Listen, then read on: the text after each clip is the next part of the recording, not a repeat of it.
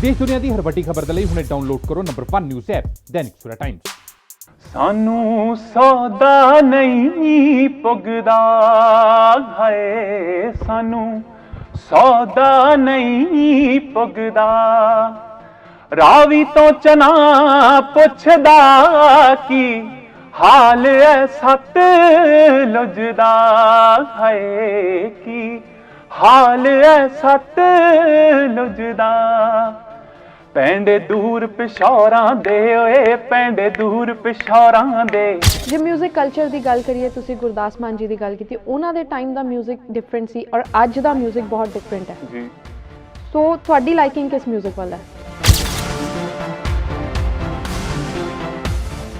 ਅੱਜ ਦੀ ਦੌਰ ਦੀ ਜਿਹੜੀ ਗਾਣੇ ਹੈਗੇ ਜਿਹੜੇ ਆਪਾਂ ਸੁਣਦੇ ਹਾਂ, ਮਤਲਬ ਆਈ ਪਰਸਨਲੀ ਮੈਂ ਇਦਾਂ ਦੇ ਗਾਣੇ ਨਹੀਂ ਗਾਉਂਦਾ ਜਿੱਦਾਂ ਹਥਿਆਰਾਂ ਵਾਲੇ ਹੋ ਗਏ ਨਾ, ਬਟ ਜਿਹੜੇ ਗਾਉਂਦੇ I don't say anything to them, ਉਹ ਉਹਨਾਂ ਦੀ ਚੋਇਸਿਸ ਹੈ।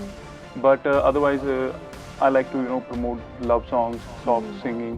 But then again, sound ਅੱਜ ਦੀ ਡੇਟ 'ਚ ਬਹੁਤ ਮੈਟਰ ਕਰਦਾ। ਜਿੱਦਾਂ ਅਸੀਂ ਬਾਦਸ਼ਾਹ ਦੇ, ਹਨੀ ਸਿੰਘ ਦੇ ਗਾਣੇ ਸੁਣਦੇ ਹਾਂ, ਉਹਨਾਂ ਦੀ ਯੂਨੀਕਨੈਸ ਹੁੰਦੀ ਹੈ, ਉਹਨਾਂ ਦਾ ਸਾਊਂਡ ਹੁੰਦਾ ਹੈ। There is one sound that they follow, ਤੇ ਉਸ ਚੀਜ਼ ਨੂੰ ਉਹ ਲੈ ਕੇ ਚੱਲਦੇ। ਵਾਲਾਂ ਦੀਆਂ ਮਿੱਡੀਆਂ ਬਣਾਉਣ ਲੱਗ ਪਈ, ਇੰਗਲੈਂਡੀਆਂ ਤੇ ਪਰਚੇ ਕਰਾਉਣ ਲੱਗ ਪਈ, ਲੱਗੇ ਜਿਵੇਂ ਕਾਪਸ ਦੀ ਕਰੇ ਨੌਕਰੀ, ਜੇਲੀ ਡੱਕ ਤੇ ਹੁਸਨ ਸਰਕਾਰੇ। ਤੂੰ ਗੱਭਰੂ ਜੋਗੀ ਕਰਤੇ ਨੀ, ਲੰਡਨ ਦੀ ਏ 6 ਫੁੱਟੀ ਏ ਮਟਿਆਰੇ, ਤੂੰ ਗੱਭਰੂ ਜੋਗੀ ਕਰਤੇ ਨੀ, ਲੰਡਨ ਦੀ ਏ 6 ਫੁੱਟੀ ਏ ਮਟਿਆਰੇ। ਮੰਨਦੇ ਹੋ ਕਿ ਇਸ ਅੰਦੋਲਨ ਨੇ ਪੂਰੇ ਪੰਜਾਬ ਨੂੰ ਇਕੱਠਾ ਕਰਤਾ, ਜਿੱਥੇ ਸਿੰਗਰਸ ਦੀ ਲੜਾਈ ਚੱਲ ਰਹੀ ਸੀ ਉਹ ਸਿੰਗਰਸ ਤੱਕ ਇਕੱਠੇ ਹੋ ਗਏ, ਇੱਕੋ ਸਟੇਜ ਸ਼ੇਅਰ ਕਰ ਰਹੇ ਨੇ। ਇਸ ਅੰਦੋਲਨ ਨੇ ਪੂਰਾ ਆਈ ਵੁੱਡ ਸੇ ਪੰਜਾਬ ਨਹੀਂ ਪੂਰਾ ਦੇਸ਼ ਇਕੱਠਾ ਕਰਤਾ। ਤੁਸੀਂ ਦੇਖੋ ਤਾਮਿਲਨਾਡੂ, ਯੂਪੀ, ਬਿਹਾਰ, ਐਮਪੀ, ਮੈਂ ਕਹਿੰਦਾ ਆਲਮੋਸਟ ਸਾਰਾ ਇੰਡੀਆ ਜਿੱਥੇ ਵੀ ਖੇਤੀਬਾੜੀ ਹੁੰਦੀ ਹੈ, ਅੱਜ ਉਹ ਸਾਰਾ ਇਕਜੁੱਟ ਹੋ ਕੇ ਦਿੱਲੀ 'ਚ ਬੈਠਾ। ਚੜ ਕੇ ਆ ਗਿਆ ਤੇਰੇ ਵੱਲ ਨੂੰ ਪੁੱਤ ਕਿਸਾਨ ਦਾ, ਮੋੜ ਨਹੀਂ ਹੋਣਾ ਤੈਥੋਂ ਦਿੱਲੀਏ ਮੂੰਹ ਤੂਫਾਨ ਦਾ। ਚੜ ਕੇ ਆ ਗਿਆ ਤੇਰੇ ਵੱਲ ਨੂੰ ਪੁੱਤ ਕਿਸਾਨ ਦਾ, ਮੋੜ ਨਹੀਂ ਹੋਣਾ ਤੈਥੋਂ ਦਿੱਲੀਏ ਮੂੰਹ ਤੂਫਾਨ ਦਾ, ਹੁਣ ਮੋੜ ਨਹੀਂ ਹੋਣਾ ਤੈਥੋਂ ਦਿੱਲੀਏ ਮੂੰਹ ਤੂਫਾਨ ਦਾ। ਕੁਝ ਐਂਟੀ ਸੋਸ਼ਲ ਐਲੀਮੈਂਟਸ ਇਸ ਨੂੰ ਖਰਾਬ ਕਰਨ ਤੇ ਲੱਗੇ ਹੋਏ ਨੇ ਜੀ, ਇਹਦੇ ਬਾਰੇ ਤੁਹਾਡਾ ਕੀ ਕਹਿਣਾ? ਉਹਨਾਂ ਨੂੰ ਇੱਕ ਮੌਕਾ ਲੱਭ ਪਿਆ ਕਿ ਸਾਨੂੰ ਪਬਲਿਸਿਟੀ ਮਿਲੇ, ਕਿ ਅਸੀਂ ਵੀ ਲਾਈਮਲਾਈਟ ਚਾਹੀਏ। ਸੋ ਉਹ ਵੀ ਵਿੱਚੋਂ ਥੈਂਕਫੁਲ ਹੋਣੇ ਕਿ ਪ੍ਰੋਟੈਸਟ ਹੋਏ, ਕਿ ਸਾਡੀ ਵੀ ਸੁਣੀ ਗਈ, ਭਾਵੇਂ ਉਹ ਗਲਤ ਕਹਿ ਰਹੇ ਹੈ, right. So I wood just ਸੇ ਕਿ there is wasting there time. ਬਾਕੀ ਜੋ ਸੱਚਾਈ ਹੈ ਉਹ ਜਨਤਾ ਦੇ ਮੂਹਰੇ ਆ ਹੀ ਜਾਂਦੀ ਹੈ। ਪੰਜਾਬੀ ਇੰਡਸਟਰੀ ਦੀ ਜੇ ਗੱਲ ਕਰੀਏ ਜੀ, ਜੇ ਤਾਂ ਸਿੰਗਰ ਉੱਥੇ ਜਾ ਰਿਹਾ ਹੈ ਜੀ, ਤਾਂ ਕਿਹਾ ਜਾਂਦਾ ਹੈ ਕਿ ਇਹ ਪਬਲਿਸਿਟੀ ਭਾਲ ਰਿਹਾ, ਆਪਣੀ ਪ੍ਰਮੋਸ਼ਨ ਕਰ ਰਿਹਾ, ਪਰ ਜੇ ਸਿੰਗਰ ਉੱਥੇ ਨਹੀਂ ਪਹੁੰਚਦਾ ਕੋਈ, ਕਿਹਾ ਜਾਂਦਾ ਹੈ ਕਿ ਗਾਣਿਆਂ ਵਿੱਚ ਤਾਂ ਬਹੁਤ ਛੇਤੀ ਜ਼ਿਕਰ ਹੁੰਦਾ ਕਿਸਾਨਾਂ ਦਾ, ਖੇਤਾਂ ਦਾ, ਪਰ ਉੱਥੇ ਅੰਦੋਲਨ ਦਾ ਹਿੱਸਾ ਨਹੀਂ ਬਣ ਰਹੇ। ਇਹਦੇ ਬਾਰੇ ਕੀ ਕਹਿਣਾ ਚਾਹੋਗੇ ਕਿ ਦੋ ਡਿਫਰੈਂਟ ਓਪੀਨੀਅਨ ਇਸ ਟਾਈਮ ਤੇ ਚੱਲ ਰਹੇ ਨੇ? ਕਿਤੇ ਨਾ ਕਿਤੇ ਕਿਸੇ ਤਰ੍ਹਾਂ ਦਾ ਯੋਗਦਾਨ ਜ਼ਰੂਰ ਪਾਉਣਾ ਚਾਹੀਦਾ। ਉੱਥੇ ਜਿਹੜੇ ਈਵਨ ਜਿਹੜੇ ਉੱਥੇ ਮੇਨ ਉਹਨਾਂ ਦੇ ਹੈਗੇ ਕਿਸਾਨਾਂ ਦੇ, ਉਹ ਵੀ ਇਹੀ ਕਹਿੰਦੇ ਕਿ ਚਲੋ ਤੁਸੀਂ ਅਗਰ ਨਹੀਂ ਵੀ ਉੱਥੇ ਪਹੁੰਚ ਪਾਉਂਦੇ ਫॉर ਸਮ ਰੀਜ਼ਨ, ਤੁਸੀਂ ਕੁਛ ਨਾ ਕੁਛ ਕਰੋ ਜਿੱਥੇ ਉਹਨਾਂ ਦਾ ਯੋਗਦਾਨ ਪਵੇ। ਜਿੱਦਾਂ ਅਸੀਂ ਸੋਸ਼ਲ ਮੀਡੀਆ ਦੇ ਉੱਤੇ ਆਪਣੀ ਆਵਾਜ਼ ਨੂੰ ਬੁਲੰਦ ਕਰ ਸਕਦੇ ਹਾਂ, ਹੈਸ਼ਟੈਗ ਚਲਾ ਸਕਦੇ ਹਾਂ। ਸਤਿ ਸ਼੍ਰੀ ਅਕਾਲ, ਤੁਸੀਂ ਦੇਖ ਰਹੇ ਹੋ ਦੈਨਿਕ ਸਵੇਰਾ ਟੀਵੀ ਤੇ ਮੈਂ ਹਾਂ ਤਾਨਿਆ, ਤੇ ਅੱਜ ਸਾਡੇ ਸਟੂਡੀਓ ਮੌਜੂਦ ਹੈ ਸਾਡੇ ਨਾਲ ਖਾਸ ਗੱਲਬਾਤ ਕਰਨ ਲਈ ਪੰਜਾਬੀ ਸਿੰਗਰ UVO। UV, ਤੁਹਾਡਾ ਵੈਲਕਮ ਹੈ ਦੈਨਿਕ ਸਵੇਰਾ ਟੀਵੀ ਤੇ। Thank you so much ji, I'm really grateful to Dainik Savera TV for having me here, and ਮੇਰੇ ਵੱਲੋਂ ਸਤਿ ਸ਼੍ਰੀ ਅਕਾਲ ਦੈਨਿਕ ਸਵੇਰਾ ਦੇ ਸਾਰੇ ਵਿਊਅਰਸ ਨੂੰ। UV, ਸਭ ਤੋਂ ਪਹਿਲਾਂ ਤਾਂ ਇਹ ਦੱਸੋ ਸਿੰਗਿੰਗ ਲਾਈਨ 'ਚ ਤੁਹਾਡੀ ਸ਼ੁਰੂਆਤ ਕਿਵੇਂ ਹੋਈ? ਸੋ ਬੇਸਿਕਲੀ ਸਿੰਗਿੰਗ ਲਾਈਨ ਦੇ ਵਿੱਚ ਆਈ ਸਟਾਰਟਡ ਬੈਕ ਇਨ 2016। ਓਕੇ। 2016 ਦੇ ਵਿੱਚ ਮੇਰੀ ਸ਼ੁਰੂਆਤ ਹੋਈ, ਜਿੱਥੇ ਮੈਂ ਤਾਲੀਮ ਲੈਣੀ ਸ਼ੁਰੂ ਕੀਤੀ, ਜਿੱਥੇ ਮੈਨੂੰ ਇੰਟਰਸਟ ਜਾਗਿਆ ਮਿਊਜ਼ਿਕ ਦੇ ਵਿੱਚ ਕਿ ਕੁਝ ਕਰ ਸਕਦੇ ਹਾਂ। Actually this is not only my career that I ਚੋਜ਼, actually ਮੈਨੂੰ ਮਿਲਿਆ ਮੇਰੀ ਮਮ ਤੋਂ।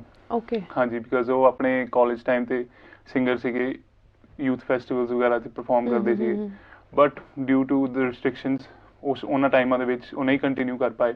ਬਟ ਜਦੋਂ ਉਹਨਾਂ ਨੂੰ ਪਤਾ ਲੱਗਾ ਕਿ ਮੇਰੇ ਕੋਲ ਆਵਾਜ਼ ਹੈਗੀ, ਮੈਂ ਗਾ ਸਕਦਾ, ਤੇ ਉਹਨਾਂ ਨੇ ਮੈਨੂੰ ਹੈਲਪ ਕੀਤੀ ਤਾਲੀਮ ਲੈਣ ਦੇ ਵਿੱਚ, ਮੈਨੂੰ ਮੋਟੀਵੇਟ ਕੀਤਾ ਕਿ ਮੈਂ ਕਰ ਸਕਦਾ। ਸੋ ਹਾਂਜੀ। ਤਾਂ ਕਦੀ ਸਕੂਲ ਲਾਈਫ ਦੇ ਵਿੱਚ ਪਰਫਾਰਮੈਂਸ ਕੀਤੀ ਹੈ, ਸਟੇਜ ਪਰਫਾਰਮੈਂਸ ਕੀਤੀਆਂ? ਸਿੰਗਿੰਗ ਦੇ ਵਿੱਚ ਐਕਚੁਅਲੀ ਨਹੀਂ, ਸਕੂਲ ਲਾਈਫ ਦੇ ਵਿੱਚ ਪਰਫਾਰਮੈਂਸ ਨਹੀਂ ਹੋਈ। ਸਿੰਗਿੰਗ ਦੇ ਵਿੱਚ ਉੱਦਾਂ ਜਿਹੜੇ ਸਟੇਜ ਸ਼ੋਜ਼ ਹੁੰਦੇ ਤੁਹਾਡੇ ਐਨੂਅਲ ਫੰਕਸ਼ਨਸ ਵਗੈਰਾ ਹੁੰਦੇ, ਹਾਂਜੀ ਉੱਥੇ ਪਰਫਾਰਮ ਜ਼ਰੂਰ ਕੀਤਾ। ਬਟ ਸਿੰਗਿੰਗ ਦੇ ਵਿੱਚ ਪਰਫਾਰਮੈਂਸ ਇੱਦਾਂ ਹੁੰਦੀ ਸੀ ਕੋਈ ਫੈਮਿਲੀ ਗੈਟ ਟੂਗੇਦਰ, ਕੋਈ ਫੈਮਿਲੀ ਫੰਕਸ਼ਨ ਜਿੱਥੋਂ ਕਹਿ ਲਓ ਕਿ ਸ਼ੁਰੂਆਤ ਹੋਈ, ਜਿੱਥੋਂ ਪਤਾ ਲੱਗਾ ਕਿ ਨਹੀਂ ਕਰ ਸਕਦਾ, ਉੱਥੋਂ ਮਤਲਬ ਐਪਰੀਸੀਏਸ਼ਨ ਮਿਲਣੀ ਸ਼ੁਰੂ ਹੋਈ, ਦੈਨ ਸੋ ਔਨ। ਸੋ ਤੁਸੀਂ ਉਦੋਂ ਡਿਸਾਈਡ ਕੀਤਾ ਕਿ ਇਹਨੂੰ ਮੈਂ ਕਰੀਅਰ ਬਣਾਉਣਾ, ਸਿੰਗਿੰਗ ਨੂੰ ਆਪਣਾ ਕਰੀਅਰ? ਹਾਂਜੀ। ਸੋ ਕੋਈ ਤੁਹਾਨੂੰ ਮੈਮਰੀ ਯਾਦ ਹੈ ਜਾਂ ਕੋਈ ਗਾਣਾ ਯਾਦ ਹੈ ਜਿਹੜਾ ਫਸਟ ਟਾਈਮ ਤੁਸੀਂ ਗਾਇਆ ਜਿੱਥੇ ਤੁਹਾਨੂੰ ਬਹੁਤ ਜ਼ਿਆਦਾ ਐਪਰੀਸੀਏਸ਼ਨ ਮਿਲੀ, ਜਦੋਂ ਤੁਹਾਨੂੰ ਲੱਗਾ ਕਿ yes I should go for singing? Actually ਹੁਣ ਤਾਂ ਬਹੁਤ ਜ਼ਿਆਦਾ ਗਾਣੇ ਹੋ ਚੁੱਕੇ ਆ ਜਿਹੜੇ ਗਾਏ ਆ, ਬਟ ਤੁਹਾਡਾ ਉਸ ਟਾਈਮ ਦਾ ਫੇਵਰਿਟ ਗਾਣਾ ਕੋਈ ਜੋ ਤੁਹਾਨੂੰ ਉਦੋਂ ਲੱਗਦਾ ਸੀ ਕਿ ਹਾਂ ਇਹ ਮੈਨੂੰ ਗਾਣਾ ਚਾਹੀਦਾ? not that I can recall. Okay, college time ਦੀ ਕੋਈ ਪਰਫਾਰਮੈਂਸ ਤੁਹਾਨੂੰ ਯਾਦ ਹੋਵੇ? ਐਕਚੁਅਲੀ ਕਾਲਜ ਟਾਈਮ ਦੇ ਵਿੱਚ ਮੈਂ ਕਾਲਜ ਦੇ ਅੰਦਰ ਨਹੀਂ ਇੰਨਾ ਪਰਫਾਰਮ ਕਰ ਪਾਇਆ, ਜਿੱਦਾਂ ਫੈਸਟੀਵਲਸ ਵਗੈਰਾ ਹੁੰਦੇ ਪਾਰਟਿਸਿਪੇਟਿੰਗ, ਥੋੜਾ ਸ਼ਾਈਨੈਸ ਵੀ ਸੀਗੀ ਉਦੋਂ, ਹਾਲੇ ਸਿੱਖ ਵੀ ਰਹੇ ਸੀਗੇ। ਹਾਂਜੀ, ਬਟ ਜਿੱਦਾਂ ਕਾਲਜ ਖਤਮ ਹੋਇਆ ਤੇ ਉਸ ਤੋਂ ਬਾਅਦ ਹਾਂਜੀ ਪਰਫਾਰਮ। ਕੋਈ ਫੇਵਰਿਟ ਗਾਣਾ ਤੁਹਾਡਾ ਜਿਹੜਾ ਤੁਹਾਨੂੰ ਯਾਦ ਹੋਵੇ? ਫੇਵਰਿਟ ਜਾਂ ਗਾਣਾ ਕਿਹਨੂੰ ਤੁਸੀਂ ਆਪਣੀ ਇਨਸਪੀਰੇਸ਼ਨ ਮੰਨਦੇ ਹੋ ਪੰਜਾਬੀ ਇੰਡਸਟਰੀ ਦੇ ਵਿੱਚ? ਪੰਜਾਬੀ ਇੰਡਸਟਰੀ ਦੇ ਵਿੱਚ ਮੈਂ ਦੋ ਲੋਕਾਂ ਨੂੰ ਆਪਣੀ ਇੰਸਪੀਰੇਸ਼ਨ ਮੰਨਦਾ। ਇੱਕ ਤਾਂ ਸਾਡੇ ਇੰਡਸਟਰੀ ਦੇ ਲੈਜੈਂਡ ਗੁਰਦਾਸ ਮਾਨ ਸਾਹਿਬ ਤੇ ਦੂਸਰੇ ਦਿਲਜੀਤ ਦੋਸਾਂਝ ਜੀ। ਹਾਂਜੀ। ਸੋ ਉਹਨਾਂ ਦਾ ਕੋਈ ਗਾਣਾ ਹੋ ਜਾਏ? ਐਕਚੁਅਲੀ ਉਹਨਾਂ ਦਾ ਇੱਕ ਡਿਊਟ ਸੌਂਗ ਹੈ ਕੀ ਬਣੂ ਦੁਨੀਆ ਦਾ, ਉਹਦੀਆਂ ਦੋ ਲਾਈਨਾਂ ਜੀ। ਸਾਨੂੰ ਸੌਦਾ ਨਹੀਂ ਪੁੱਗਦਾ, ਹਾਏ ਸਾਨੂੰ ਸੌਦਾ ਨਹੀਂ ਪੁੱਗਦਾ, ਰਾਵੀ ਤੋਂ ਚਨਾ ਪੁੱਛਦਾ ਕੀ ਹਾਲ ਐ ਸੱਤ ਲੁੱਝਦਾ, ਹਾਏ ਕੀ ਹਾਲ ਐ ਸੱਤ ਲੁੱਝਦਾ, ਪੈਂਡੇ ਦੂਰ ਪਿਸ਼ੌਰਾਂ ਦੇ ਓਏ ਪੈਂਡੇ ਦੂਰ ਪਿਸ਼ੌਰਾਂ ਦੇ, ਪੈਂਡੇ ਦੂਰ ਪਿਸ਼ੌਰਾਂ ਦੇ ਓਏ ਪੈਂਡੇ ਦੂਰ ਪਿਸ਼ੌਰਾਂ ਦੇ। Very nice, very nice. Thank you. ਅਸੀਂ ਦੇਖਿਆ ਤੁਸੀਂ ਕਵਰ ਸੌਂਗਸ ਵੀ ਕਾਫੀ ਗਾਏ ਹੋਏ ਨੇ, ਦਿਲਜੀਤ ਦਾ ਵੀ ਗਾਇਆ ਤੁਸੀਂ ਪੀੜ ਸੌਂਗ, ਔਰ ਜਾਨੀ ਬੀ ਪ੍ਰਾਗ ਦੇ ਗਾਣੇ ਵੀ ਗਾਏ ਹੋਏ ਆ। ਉਹਨਾਂ ਦਾ ਕੋਈ ਫੇਵਰਿਟ ਗਾਣਾ ਹੋ ਜਾਏ? ਐਕਚੁਅਲੀ ਢੋਲਣਾ ਮੇਰੇ ਦਿਲ ਦੇ ਬਹੁਤ ਕਰੀਬ ਆ, ਕਿਉਂਕਿ ਉਹ ਉਹਨਾਂ ਟਾਈਮਸ ਦੇ ਵਿੱਚ ਗਾਇਆ ਗਿਆ ਸੀਗਾ ਕਿ ਜਦੋਂ ਲੋਕਡਾਊਨ ਇੱਕ ਆਪਣੇ ਪੀਕ ਤੇ ਸੀਗਾ, ਤੇ ਉਦੋਂ ਮੈਂ ਡਿਸਾਈਡ ਕੀਤਾ ਕਿ instead of sitting free at home ਕਿਉਂ ਨਾ ਆਪਾਂ ਇਦਾਂ ਆਪਣੀ ਆਡੀਅנס ਨਾਲ ਜੁੜੀਏ ਤੇ ਇਦਾਂ ਆਪਣੇ ਆਪ ਨੂੰ ਬਿਜ਼ੀ ਰੱਖਿਆ ਜਾਵੇ। ਤੇ ਉਹਦੀ ਇੱਕ ਲਾਈਨ ਹੈ ਜਿਹੜੀ ਕਿ ਬਹੁਤ ਵਧੀਆ ਹੈਗੀ, ਉਹ ਮੈਂ ਤੁਹਾਡੇ ਰੂਬਰੂ ਕਰਨਾ ਚਾਹੂੰਗਾ ਜੀ। ਮੈਨੂੰ ਛੇਤੀ ਛੇਤੀ ਮਿਲ ਢੋਲਣਾ, ਮੈਂ ਤੇ ਠੀਕ ਨਹੀਂ ਆ ਤੇਰੇ ਬਿਨ,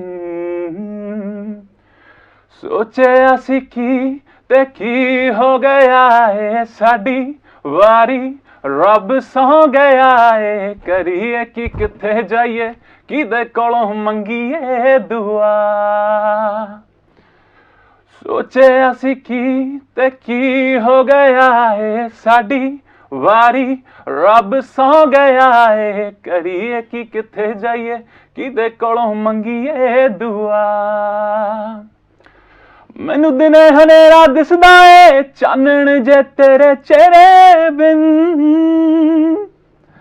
ਮੈਨੂੰ ਛੇਤੀ ਛੇਤੀ ਮਿਲ ਢੋਲਣਾ, ਮੈਂ ਤੇ ਠੀਕ ਨਹੀਂ ਆ ਤੇਰੇ ਬਿਨ, ਮੈਨੂੰ ਛੇਤੀ ਛੇਤੀ ਮਿਲ ਢੋਲਣਾ, ਮੈਂ ਤੇ ਠੀਕ ਨਹੀਂ ਆ ਤੇਰੇ ਬਿਨ।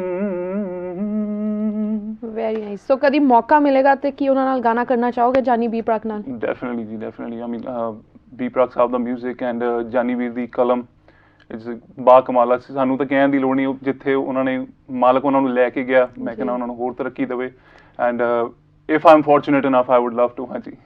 ਜੇ ਡ੍ਰੀਮ ਦੀ ਗੱਲ ਕਰੀਏ, ਡ੍ਰੀਮ ਪ੍ਰੋਜੈਕਟ ਜਿਹਨੂੰ ਕਹਿੰਦੇ ਆ, ਤੁਹਾਡਾ ਕੀ ਡ੍ਰੀਮ ਹੈ? ਕਿਸ ਸਿੰਗਰ ਦੇ ਨਾਲ ਤੁਸੀਂ ਕੰਮ ਕਰਨਾ ਚਾਹੁੰਦੇ ਹੋ ਆਉਣ ਵਾਲੇ ਟਾਈਮ 'ਚ?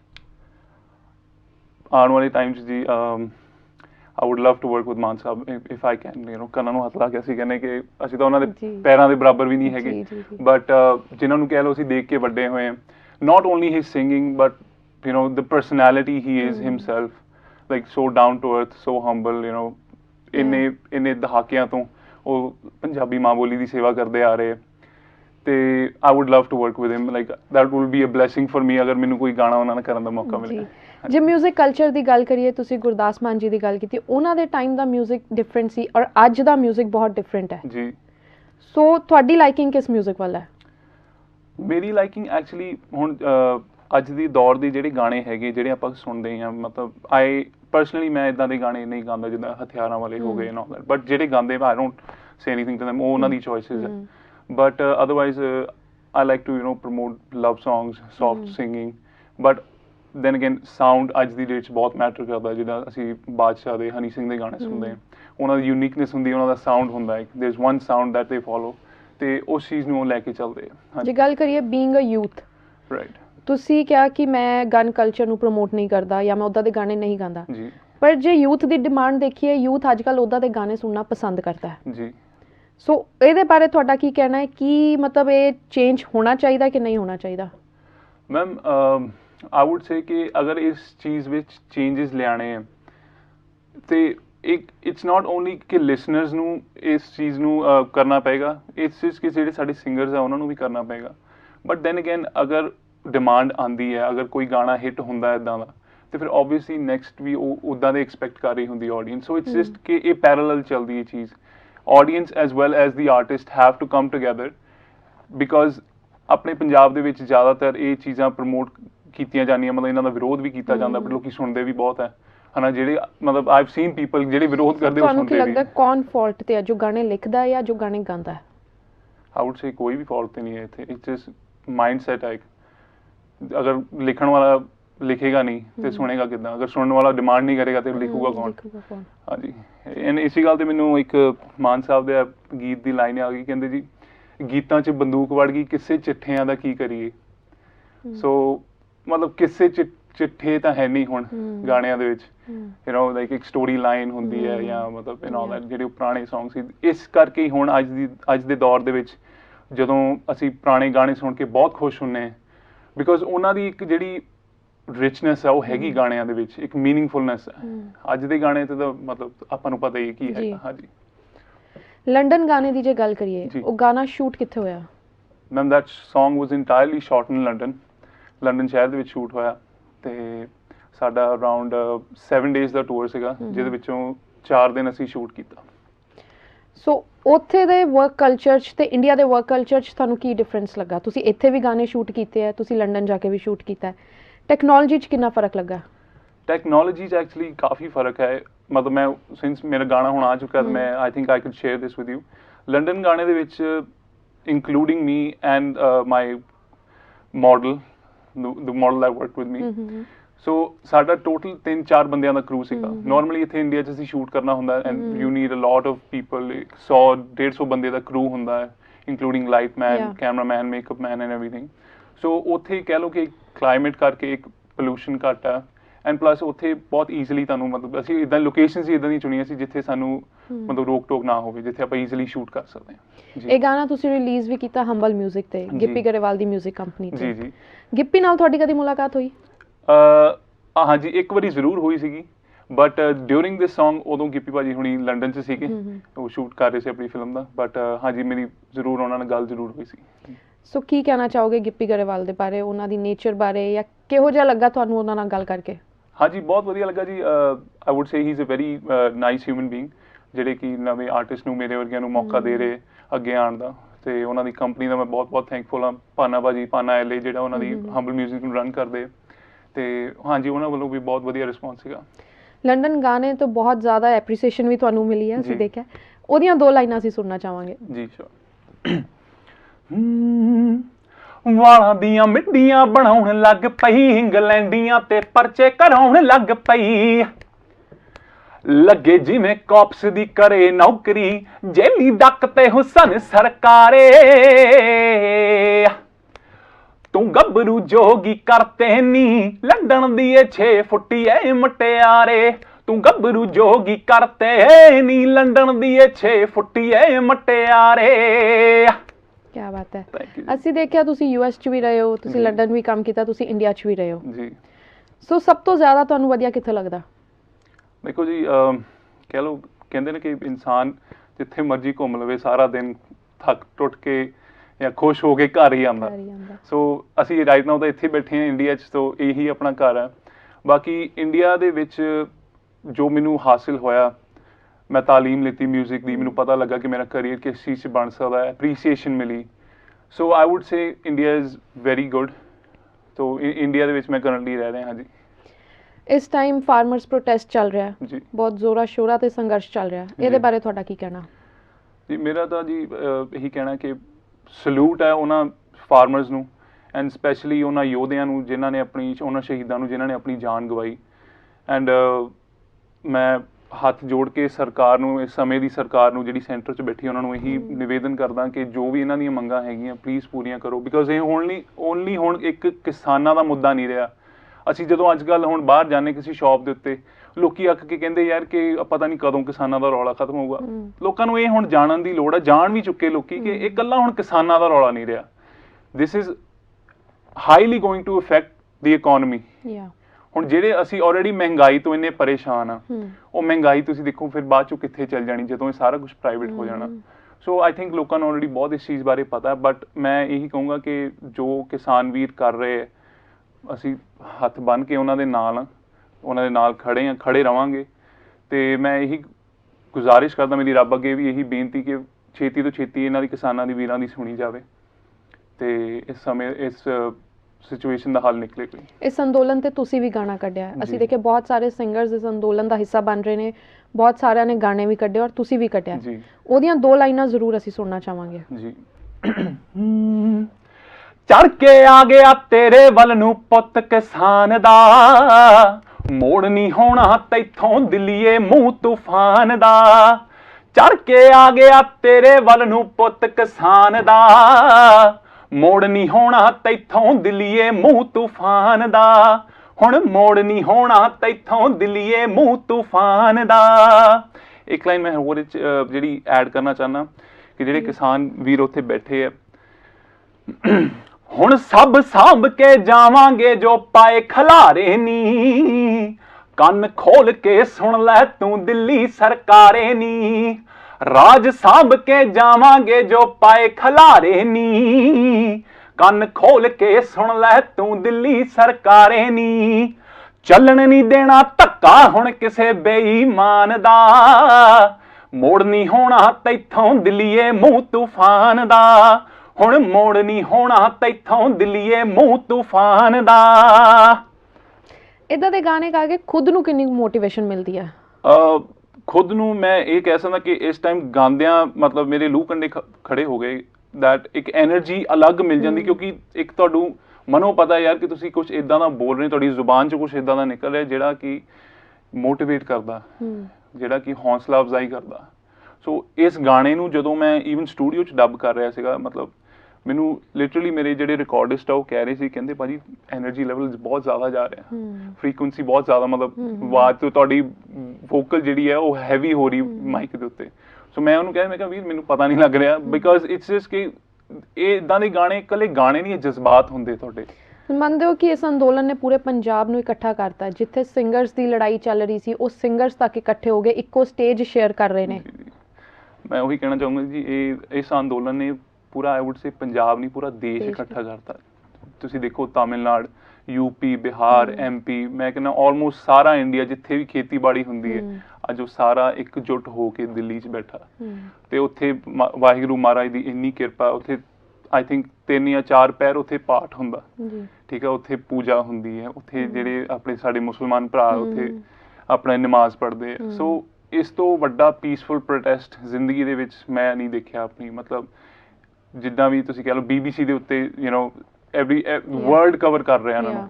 ਸੋ ਇਸ ਤੋਂ ਵੱਡਾ ਪੀਸਫੁਲ ਪ੍ਰੋਟੈਸਟ ਮੈਂ ਨਹੀਂ ਦੇਖਿਆ ਆਪਣੀ ਲਾਈਫ 'ਚ। ਪਰ ਕਿਤੇ ਨਾ ਕਿਤੇ ਕੁਝ ਐਂਟੀ ਸੋਸ਼ਲ ਐਲੀਮੈਂਟਸ ਇਸ ਨੂੰ ਖਰਾਬ ਕਰਨ ਤੇ ਲੱਗੇ ਹੋਏ ਨੇ ਜੀ, ਇਹਦੇ ਬਾਰੇ ਤੁਹਾਡਾ ਕੀ ਕਹਿਣਾ?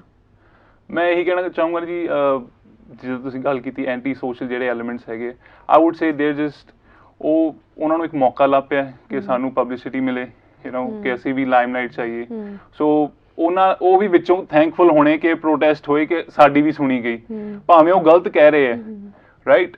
ਸੋ I would just say कि they're just wasting their time. ਬਾਕੀ ਜੋ ਸੱਚਾਈ ਹੈ ਉਹ ਜਨਤਾ ਦੇ ਮੂਹਰੇ ਆ ਹੀ ਜਾਂਦੀ ਹੈ ਕਿ ਕੌਣ ਸੱਚਾ ਬੀਇੰਗ ਅ ਯੂਥ ਕਿੰਨਾ ਕੁ ਗੁੱਸਾ ਚੜਦਾ ਜਦੋਂ ਇਦਾਂ ਦੀ ਚੀਜ਼ਾਂ ਪੜ੍ਹਦੇ ਹੋ ਜਾਂ ਪੰਜਾਬ ਬਾਰੇ ਇਦਾਂ ਕਿਹਾ ਜਾਂਦਾ ਹੈ ਜਾਂ ਉੱਥੇ ਫਾਰਮਰਸ ਜਿਹੜੇ ਕਿਸਾਨ ਸਾਡੇ ਅੰਦੋਲਨ ਕਰ ਰਹੇ ਉਹਨਾਂ ਬਾਰੇ ਇਦਾਂ ਬੋਲਿਆ ਜਾਂਦਾ ਹੈ, ਕੀ ਫੀਲ ਹੁੰਦਾ ਉਸ ਟਾਈਮ ਤੇ ਕਿ ਅਸੀਂ ਕਿਉਂ ਕੁਝ ਨਹੀਂ ਕਰ ਪਾ ਰਹੇ?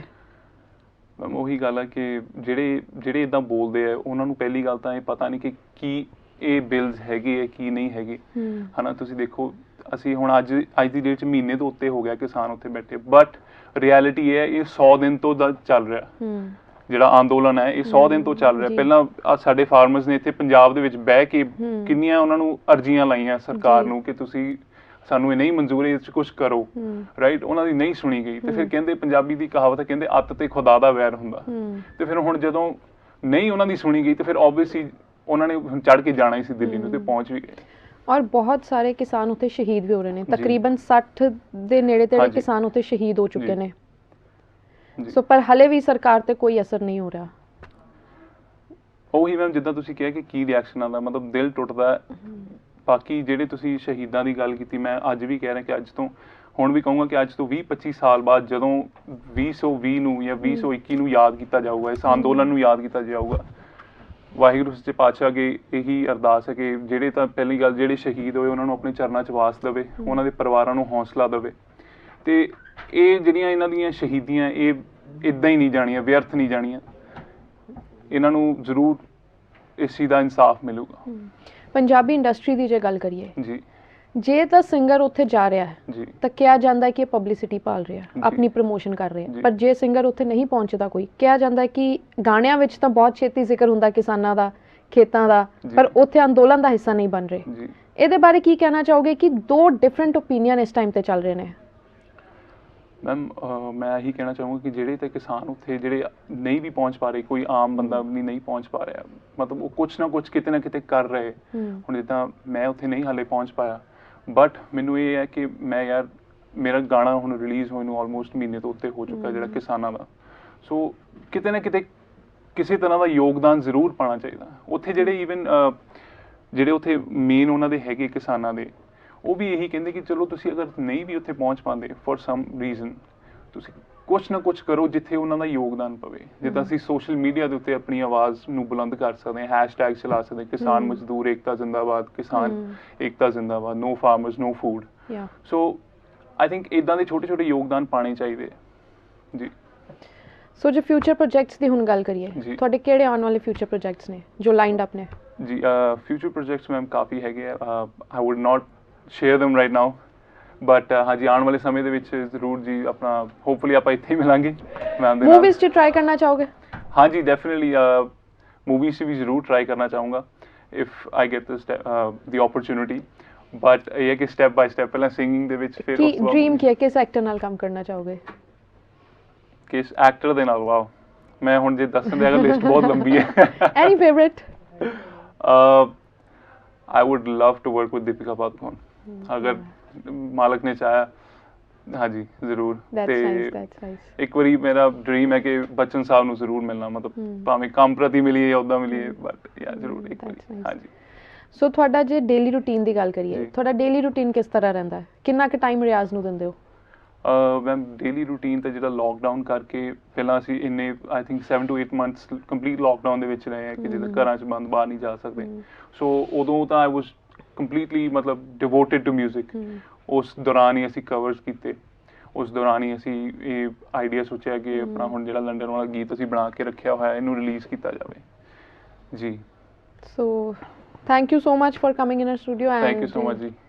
Thank you. See you soon. Thank you. All World Open Challenge 17-time gold medalist Mia Rafiq Mohammed, पंडित, मौलवी, बेगम, तांत्रिक, इन्हां चोरा ठग्गां तो सावधान। स्पेशलिस्ट वशीकरण, सट्टा नंबर, लव मैरिज, पति पत्नी च अनबन, विदेश च पक्का होना, कारोबार दा ना चलना, सिर्फ 31 घंटियां विच समाधान। फ्री फ्री फ्री मिया रफीक मोहम्मद। मोबाइल 84 374 94 647 84 374 94 648।